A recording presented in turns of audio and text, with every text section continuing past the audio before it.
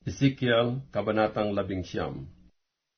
Bukod dito'y magbadya ka ng isang taghoy na ukol sa mga prinsipe sa Israel. At iyong sabihin, naging ano baga ang iyong ina? Isang leona. Siya'y humiga sa gitna ng mga leon, sa gitna ng mga batang leon. Pinakain niya ang kaniyang mga anak, at pinalaki niya ang isa sa kaniyang mga anak. Yao'y naging isang batang leon, at yao'y natuto na manghuli at lumamon ng mga tao. Narinig naman yaon ng mga bansa, yao'y nahuli sa kanilang hukay, at dinalan nila yaon na natatanikalaan sa lupain ng Ehipto. Nang makita nga niya na siya'y naghintay, at ang kaniyang pag-asa ay nawala, kumuha nga siya ng iba sa kaniyang mga anak, at ginawang batang leon. At yao'y nagpanhik manaog sa gitna ng mga leon, yao'y naging batang leon, at yao'y natuto na manghuli at lumamon ng mga tao.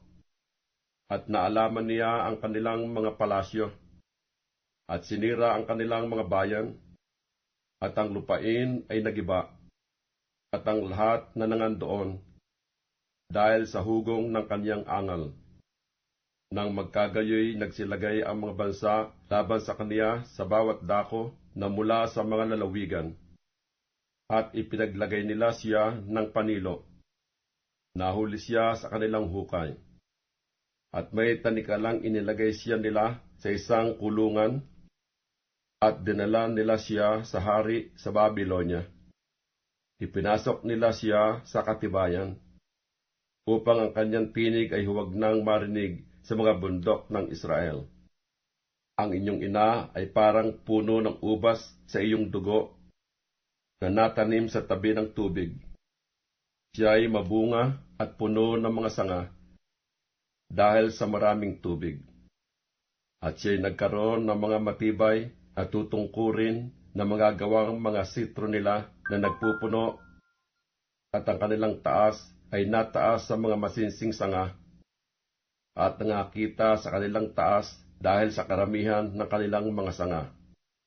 Ngunit siya'y nabunot sa pagsalab ng loob. Siya'y nahagi sa lupa, at tinuyo ng hanging silanganan ang bunga niya. Ang kaniyang mga matibay na tutungkurin ay nangabali at nagsidupok, pinagsupok sa apoy.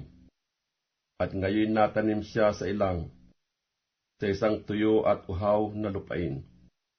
At lumabas ang apoy sa mga tutungkurin ng kaniyang mga sanga, sinupok ang kaniyang bunga, nanupat na wala ng matibay na tutungkurin na magiging sitro upang ipagpuno.